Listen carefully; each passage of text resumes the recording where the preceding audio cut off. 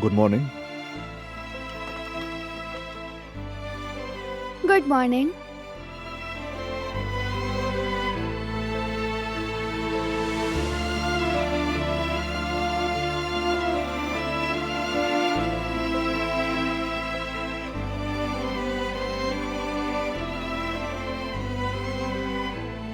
सुबह सुबह ऐसी तैयारी, अच्छी लग रही हो।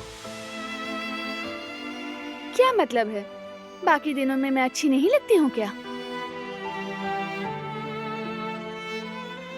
थोड़ी देर में शूले साहिबा भी आ जाएंगी, मुझे चंद फोन करने हैं, तुम उनके साथ काम देख लेना। हाँ हाँ, क्यों नहीं। तुम फिक्र मत करो, वो सब कुछ मैं संभाल लूंगी, तुम्हारी जरूरत नहीं। तुम्हें मेरी जरूरत नहीं होगी अब, ठीक है? मेरा मतलब तुम अपना काम सुकून से कर लो, इसीलिए कहा मैंने।